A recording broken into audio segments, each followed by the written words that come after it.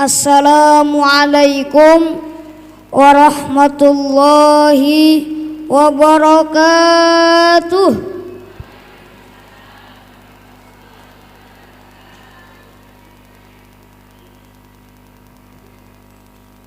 Niki kok salamnya kok pada lemes. Yang semangat malah ibu-ibunya tok. Ini pertanda. Padahal tadi ada jeda sebentar untuk makan snack. Berarti ini snacknya belum pada habis. Jadi ini do lemes jawab salamnya. Saya ulangi lagi. Anak-anaknya yang diwisuda, halo. Nah, hai gitu loh. Ya, halo. Nah, semangat jawab salam kan gitu. Saya ulang sekali lagi. Assalamualaikum warahmatullahi wabarakatuh. Waalaikumsalam warahmatullahi wabarakatuh. Alhamdulillahilladzi an'amana bi ni'matil imani wal islam wa nusalli wa nusallimu alal khairil anam. Asyhadu an la ilaha illallah wahdahu la syarikalah wa asyhadu anna Muhammadan abduhu wa rasuluh la nabiyya wa la rasula ba'da. Amma ba'd. Yang saya hormati dari pimpinan daerah Muhammadiyah atau yang mewakili, yang saya hormati pimpinan cabang, pimpinan ranting beserta urtum-urtum lainnya yang tidak bisa saya sebutkan satu persatu. Yang saya hormati tidak lupa Kepala Sekolah SD Muhammadiyah Sudagaran Bapak Sukaryo SPDI. Saya tadi baca di undangan itu ya, ada tadi.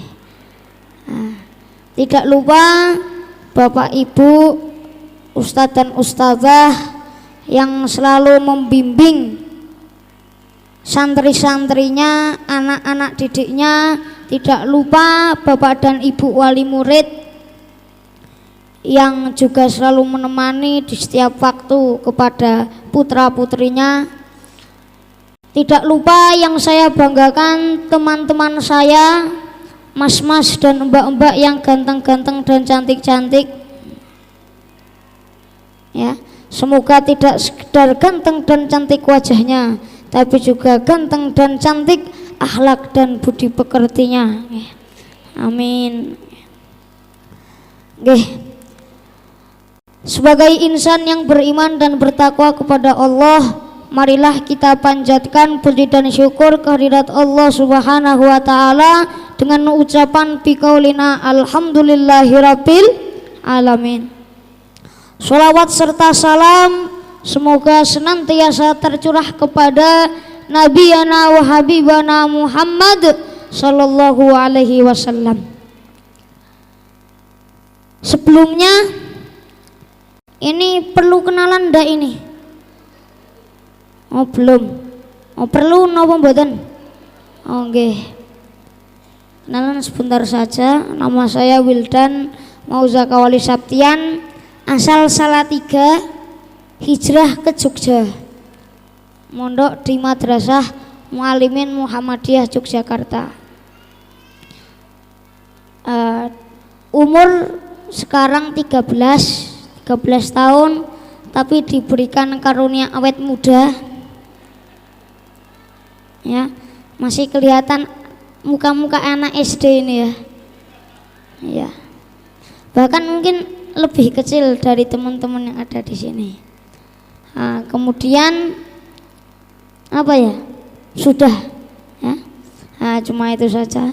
Kemudian sebelumnya saya ngaturaken nyuwun pangapunten, minta maaf ya. Maksud saya berdiri di sini ini bukan untuk nuturi, gurui, apalagi menasihati bapak-bapak, ibu-ibu, ustadz dan ustazah yang ada di sini.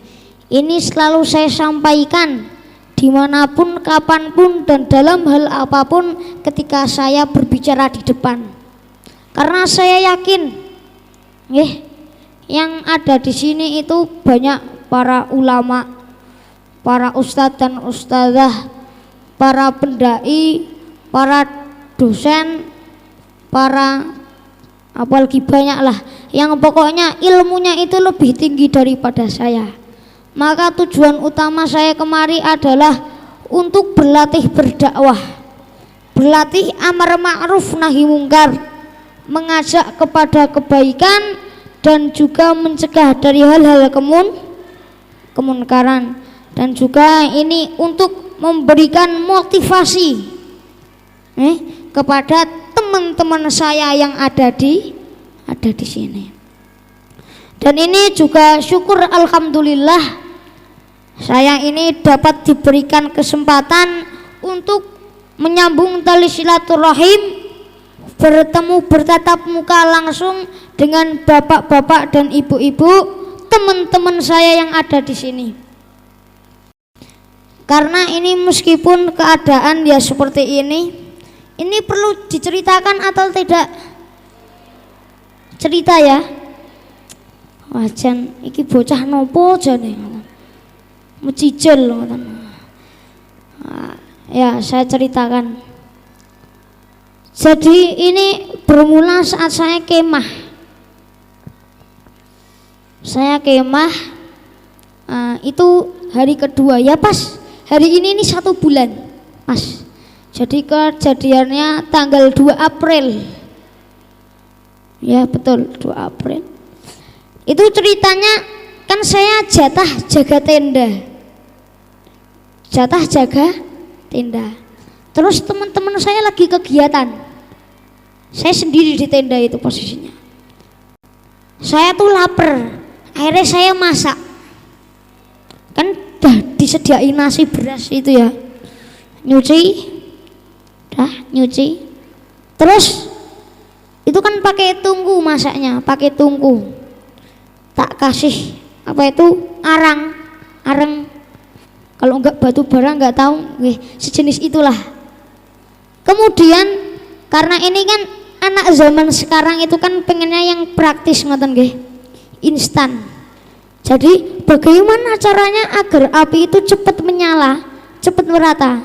Saya kasih spiritus sedikit. Kayak sedikit. Cerit ngoten. Berhasil tak kipasi. Wah, akhirnya merata. Nah, spiritusnya itu saya taruh dalam botol kayak gini. Terus saya masak, saya aduk niku nggih. Terus saya tutup. Lah ndelalahe pas lagi napa niku ngipasi. Lah spiritusnya itu saya taruh belakang sini. Nutupnya enggak kenceng. Ya setengah kebuka lah. Nah, terus tiba-tiba spiritusnya itu numpahi kaki saya. Tumpah. Lah karena posisi kaki saya itu deket api. Apinya itu langsung nyambar. Wah, langsung kan saya posisinya itu apa itu? Dodok apa tuh? Jongkok, ayah. Jongkok. Nah, terus karena posisinya jongkok, akhirnya bagian paha sini, bawah sini itu juga kena. Terus tangan saya juga kena, soalnya tak kebut-kebut kayak gini mau madamin. Nah, secara tidak langsung yang namanya api dalam pikiran saya, api ben padem ki yo kayak air. Ada saya langsung lari cari air dimanapun. Akhirnya karena itu tuh deket ada, bukan sungai ya, kalen. Enggak tahu bersih atau enggaknya enggak tahu saya. Yang penting api ini padam gitu. Bus. Sebenarnya penanganan pertamanya sudah betul, dikasih air biar apinya padam. Tapi habis saya kasih air, saya tuh langsung udah api ini padam, saya langsung balik ke tenda lagi. Harusnya kalau kasih air itu kasih air terus sampai apinya itu nggak kerasa panasnya. Nah, karena cuma madamin api akhirnya melepuh. Dan anehnya saya itu nggak langsung lapor. Saya selesaiin masaknya dulu. Selesaiin masak, ganti sarung. Ganti sarung. Habis itu baru saya lapor. Itu aja tenda saya sebenarnya hampir kebakar. Karena nggak ada orang, saya madamin sendiri. Beruntung itu kan saya cuma dikit itu, terus saya injak-injak. Nah, akhirnya padam. Habis itu lapor, terus kasih salep, kan ada dokter di situ. Habis itu bawa ke rumah sakit dibersihin. Mau disedot sebenarnya, lukanya itu kan belendung-belendung ngoten nggih. Kados jengger kalkun niku. Nah, itu pas mau disedoti, tapi katanya masih manteng. Jadi yang belendung itu ya, itu tuh masih keras. Jadinya belum boleh dipecah. Ya akhirnya ditunggu. Terus besoknya saya dijemput ayah, ibu sama adik sekeluarga. Langsung dibawa, dilarikan ke Salatiga. Di Salatiga ditangani. Pas ditangani itu disuntik, keluar airnya amis itu ya, amis. Soalnya kan saya jeburnya di kalen, jadi wajar kalau amis. Nggak tahu airnya bersih atau nggak tahu. Habis itu terus saya itu lukanya dipegang-pegang dokternya, twing ngoten, ditunyuk-tunyuk ngoten nggih. Nah, di pikiran saya, logika saya, kalau saya bilang sakit nanti malah diopnam, ditindaklanjuti. Maka saya pas ditunyuk itu bilang sakit enggak sakit ngoten. Ditunyuk lagi, sakit enggak sakit saya gitu. Ditunyuk lagi, boten sakit gitu. Terus dokternya bilang, saya pergi, mohon maaf Bapak Ibu, ini nggak bisa dibawa pulang karena lukanya dalam. Soalnya saya tadi pegang-pegang itu nggak sakit. Waduh, salah jurus ngoten kula. Tapi emang bener lukanya dalam. Akhirnya paginya dioperasi. Dan kebetulan celana yang saya pakai itu celana training. Jadi kan dari karet itu ya, Bu. Ya, Pak. Jadi itu nempel di sini. Nempel. Akhirnya harus diseset. Dagingnya itu kayak dikerok gitu ya. Diseset kayak dikuliti itu. Nah, akhirnya saya dibius total. Terus tahu-tahu itu udah merah kayak daging itu. Wah, terus dikira ibu saya itu diperban, ternyata dibiarin. Jadi kayak daging gimana gitu. Lah terus pas obat jalan udah pulang itu baru diperban. Udah 1 bulan, yang sini dah kering, sini dah kering. Ini yang tangan ini juga udah kering kayak gini nih. Nah, kayak gini. Itu ya. Tapi anehnya Pak Bu, di antara 342 anak santri yang ikut kemah, itu hanya 1, saya yang kebakar. Karena memang mungkin Allah itu memberikan ujian kepada hambanya, itu sesuai dengan kadar kemampuan hambanya. Sesuai kemampuan hambanya itu seperti apa, itu dikasih cobaan sama Allah. Nah, karena mungkin Allah memberikan saya cobaan karena saya mampu, maka juga saya mampu hadir di tempat ini. Karena apalagi kemarin yang nyuruh itu ustadz saya, suruh ke sini, maka tidak ada kata lain selain sami'na wa ata'na. Ya, seperti itu.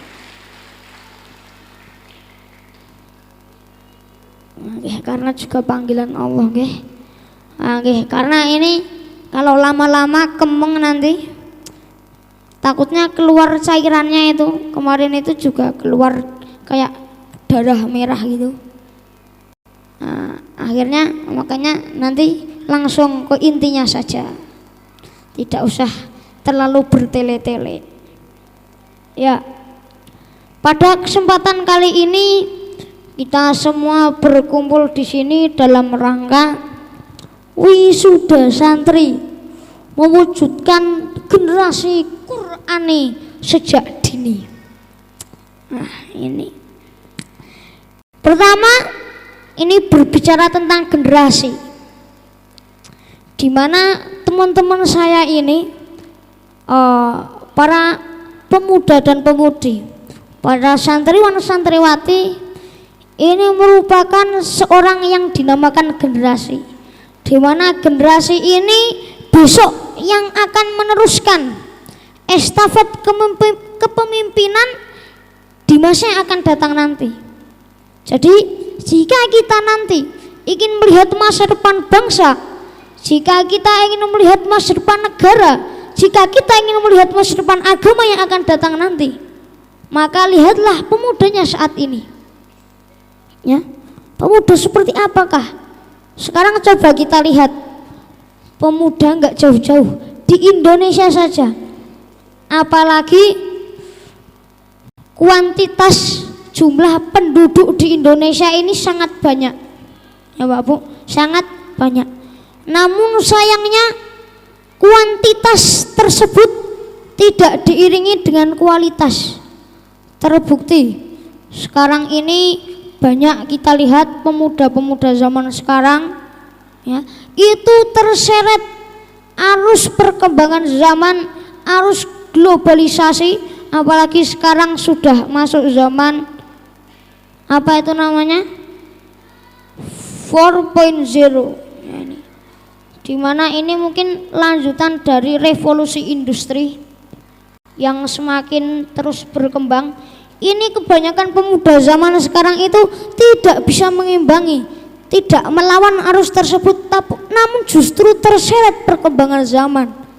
Sekarang kita lihat, ya, banyak pemuda yang sudah, kalau di jalan-jalan itu banyak anak-anak itu nggak tahu nasibnya seperti apa. Kemudian ada juga banyak generasi zaman sekarang yang sudah terjerat narkoba, terjerat narkotika. Akhlaknya juga sekarang sudah mulai tidak teratur dan lain sebagainya. Itu karena tidak bisa mengimbangi tadi, ya. Maka solusinya apa? Ya, salah satu dari solusi tadi adalah ini, menjadi insan yang Qur'ani. Apa Pak Bu? Menjadi insan yang Qur'ani. Di mana dalam menjadi insan yang Qur'ani ini ada 3M. Napa Pak Bu? 3M. Yang pertama mempelajari, yang kedua memahami, yang ketiga menerapkannya dalam kehidupan sehari-hari. Yang pertama apa Pak Bu? Mempelajari. Tadi sudah kita lihat buktinya sudah terrealisasikan, ya. Putra dan putri panjenengan, anak didik Bapak Ibu, Ustadz Ustadzah, yang pertama tadi khatmil Quran, sudah menghatamkan 30 juz, ya. Menghatamkan bacaannya. Dan ini fenomena yang sering kita dapatkan.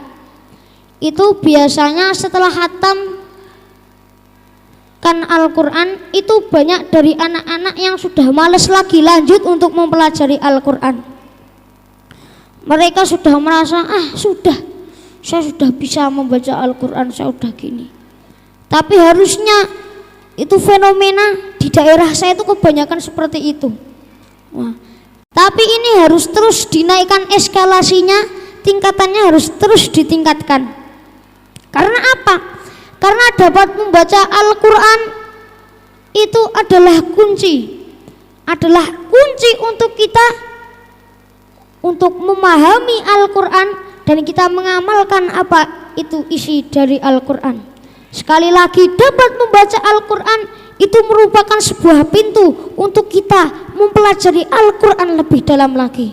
Maka bagi teman-teman saya ini nanti yang sudah menghatamkan bacaan Al-Quran, diteruskan lagi menghafalkan Al-Quran, dipahami artinya dan lain sebagainya.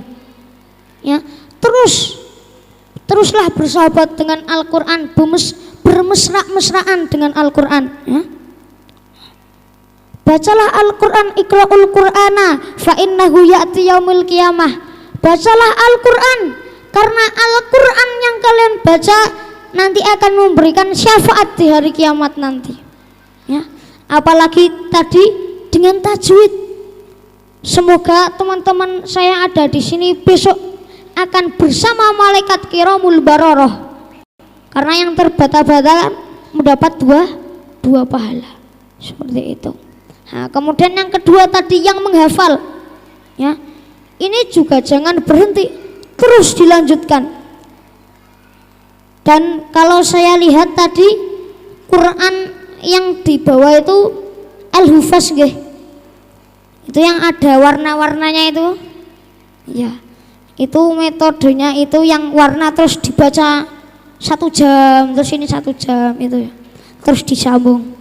Kalau metode saya lain lagi, saya itu di Mu'alimin di asrama tahfidz itu metode menghafalnya lain. Jadi pakai Al-Quran terjemah perkata, karena tidak sekedar menghafal tapi kita juga memahami isinya. Jadi kan ada terjemah perkata itu, jadi Al-Quran itu kan ada 15 halaman ya, itu dibagi 3, 5 halaman, 5 halaman, 5 halaman itu. Nah, kemudian yang ini kita baca sambil kita pahami artinya. Dan itu selain kita memahami, kita juga akan belajar kosakata bahasa Arab. Jadi nanti pemahaman kita terhadap bahasa Arab itu nanti lebih jauh lagi ya, itu akan lebih jauh lagi. Itu Quran berkata, nanti habis hafal lanjut yang ini, habis ini diulangi lagi. Kalau ini kan 1 hari 1 warna. Kalau tempat saya 1 page 1 day, 1 hari 1 halaman. Nah, seperti itu. Kemudian ini juga, ini jangan sampai bosan, meskipun terkadang dalam menghafalkan Al-Quran itu mesti ada titik dimana kita tuh bosan, susah. Apalagi dulu saat hafalkan surah Al-Baqarah saya yang 1 halaman 1 ayat itu, Masya Allah susah sekali. Nah, itu berapa hari nggak store itu. Ya. Habis itu mesti ada titik bosannya. Tapi ingat, sesungguhnya Allah itu sudah mudahkan Al-Quran untuk kita baca. Dalam surat Al-Qamar itu disebutkan berapa kali dalam surat Al-Qamar? Walaqad yassarnal Qur'ana lidzikri fahal mim mudzakir. Itu sudah disebutkan kemarin tuh, saya baca-baca itu 3 kali ya, 3 kali atau berapa kali kurang tahu saya. Nah, itu disebutkan banyak sekali. Itu jadi jangan sampai lelah. Apalagi kalau ibaratnya kita tuh udah bosen, susah sekali menghafal Al-Quran. Itu ada 1 metode, kata kakak saya, kakak kelas saya bilang gini, kalau mau menghafalkan Al-Quran itu harus tobat dulu. Apa Pak Bu? Tobat. Jadi gimana caranya kita itu bersahabat dengan Al-Quran?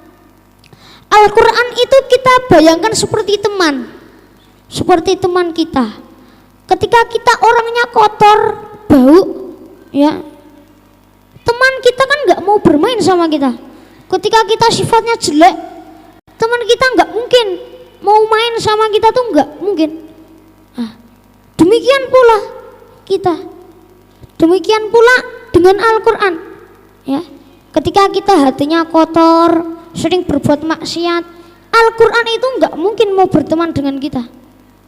Maka gimana caranya? Kita perbaiki diri kita berhijrah.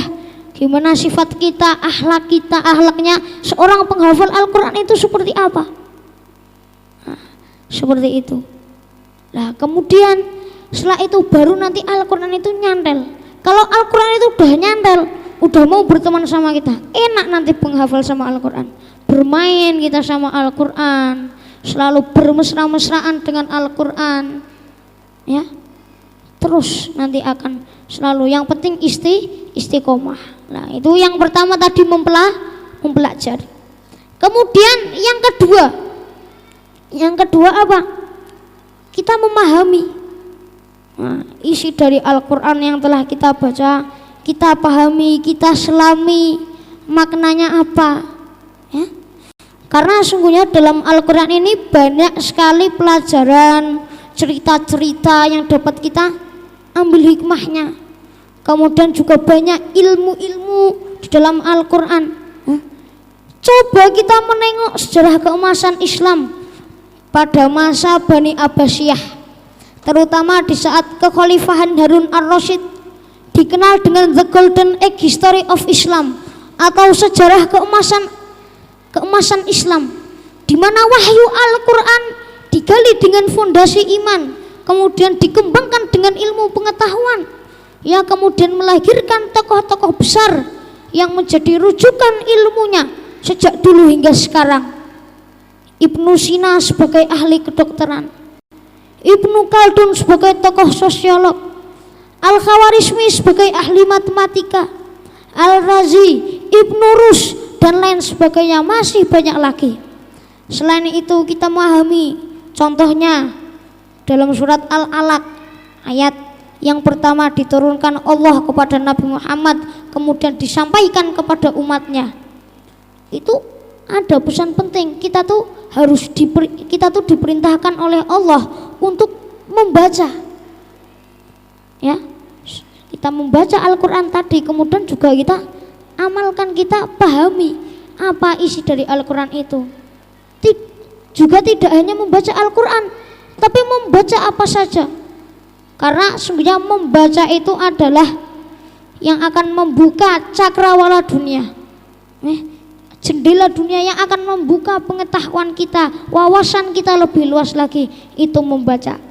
Nah, tadi memahami. Kemudian yang ketiga apa? Kita menerapkannya dalam kehidupan sehari-hari. Kita terapkan. Khairukum man ta'allamal Qur'ana wa 'allamah. Sebaik-baik dari kamu adalah yang belajar Al-Quran dan juga mengajarkannya. Dari korelasi hadis tadi dapat kita ambil hikmah bahwa jadi kita menjadi apapun itu baik, tapi lebih baik menjadi seseorang yang selalu belajar, dan tidak sekedar belajar tapi juga mengajarkan Al-Quran. Jadi pedagang itu baik, tapi lebih baik menjadi pedagang yang selalu belajar dan mengajarkan Al-Quran. Jadi guru itu baik, tapi lebih baik menjadi guru yang selalu belajar dan mengajarkan Al-Quran. Jadi dokter itu baik, tapi lebih baik menjadi seorang dokter yang selalu belajar dan mengajarkan Al-Quran. Jadi pejabat itu baik, tapi lebih baik menjadi seorang pejabat yang selalu belajar dan mengajarkan Al-Quran. Dari tingkat RT sampai tingkat presiden itu semuanya baik, tapi lebih baik menjadi seseorang yang selalu belajar dan mengajarkan Al-Quran. Belajar dan mengajarkan Al-Quran yang sudah tadi kita pahami, yang sudah kita baca apa isinya, kemudian kita amalkan dalam kehidupan sehari-hari. Sebagaimana dulu Kiai Haji Ahmad Dahlan ketika mengaji surat Al-Ma'un terus menerus sampai muridnya berkata, "Kiai, kok yang dipelajari ini terus?" Terus ditanya, "Lah kamu sudah mengasihi anak yatim belum? Sudah mengasihani fakir miskin belum? Sudah mencegah perbuatan riya belum? Sudah sering membantu orang dengan barang yang berguna atau belum?" Wah, jadi setelah kita pahami, kemudian kita implementasikan, kita realisasikan, kita terapkan dalam kehidupan sehari-hari seperti itu. Apalagi sebentar lagi ini kita akan kedatangan yang namanya bulan Ramadan. di mana bulan ini merupakan bulan di mana diturunkannya Al-Qur'an. Syahrul Ramadan alladzi unzila fihil Qur'an hudal linnasi wa bayyinatin minal huda wal furqan. Ya. Bulan Ramadan adalah bulan yang dimana di dalamnya diturunkannya Al-Qur'an sebagai petunjuk bagi umat manusia dan penjelasan dari petunjuk tersebut, dan Al-Furqan, pembeda antara yang hak dan yang batil. Ya. Pembeda antara yang hak dan yang batil. Jadi besok ada yang namanya tadarus. Mari kita giatkan lagi dalam membaca, mempelajari Al-Qur'an. Kita semakin giat untuk bersahabat dengan Al-Qur'an. Kita makin dekat dengan Al-Qur'an. Ya, apalagi di bulan Ramadan, di mana pahala di bulan Ramadan itu dilipat gandakan oleh Allah Subhanahu wa taala. Ya. Saya rasa tidak usah berlama-lama, atau lanjut Pak Bu? Ntar saya ngelak ini, mau minum dulu.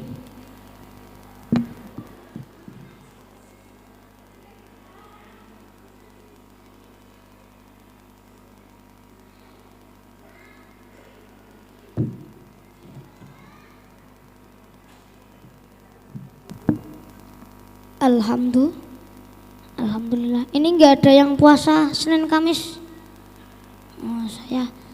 Saya ini jadi malu kalau ada. Ya. Apalagi ini kalau besok puasa kan enggak bisa lagi nih. Jadi dipuas-puaskan. Ya. Jadi nanti tadi pesan akhir saya lebih digiatkan kita dalam kita berdekat-dekatan dengan Al-Qur'an. Nanti ketika menunggu waktu berbuka mungkin bisa murojaah, membaca Al-Qur'an, kemudian kita artinya seperti apa kita pahami, kemudian hafalan-hafalan kemarin kita murojaah lagi dan lain sebagainya. Dan yang terakhir ya, di mana yang namanya Al-Qur'an ini ya, dalam Al-Qur'an tadi saya sebutkan ada banyak sekali ilmu, dan ini merupakan salah satu solusi agar kita dapat mengimbangi arus globalisasi dan arus perkembangan zaman, di mana harus kita tanamkan sejak dini kepada para calon-calon generasi yang akan meneruskan estafet kepemimpinan yang akan datang nanti, agar imbang antara iman dan juga ilmunya. Dan jika berbicara tentang imbang antara iman dan ilmunya, tempat untuk mencetak generasi yang berkualitas, yang Qur'ani seperti itu adalah salah satunya ada di SD Muhammadiyah Sudogaran. Ya, maka nanti teman-teman saya yang punya adik-adik, sekolahkan adik-adiknya di sini, minta sama bapak ibunya biar nemeni saya gitu, biar nemeni. Terus nanti yang udah lulus ada satu tempat lagi yang tidak sekedar Qur'ani tapi juga mencetak kader ulama, pemimpin dan pendidik, tak lain dan tak bukan, tempatnya ada di Madrasah Mu'allimin Muhammadiyah Yogyakarta. Jadi sebenarnya tujuan saya berceramah itu ada 3: berlatih berdakwah, memotivasi, yang ketiga promosi. Saya rasa hanya itu yang dapat saya sampaikan. Jika terdapat salah dan khilaf mohon dimaafkan, karena ini kakinya juga semakin kemeng, pegel-pegel. Maka sebaiknya saya akhiri ceramah saya. Kalau di lain waktu nanti bisa bertemu lagi ya Pak Bu. Sekian yang dapat saya sampaikan. Jika terdapat salah dan khilaf mohon dimaafkan. Jika ada jarum yang patah, jangan dimasukkan ke dalam laci. Kalau ada kata-kata Wildan yang salah, jangan dilaporkan Pak Polisi. Ya. Sekian yang dapat saya sampaikan. Nasrun minallahi wa fathun qarib. Wassalamualaikum warahmatullahi wabarakatuh.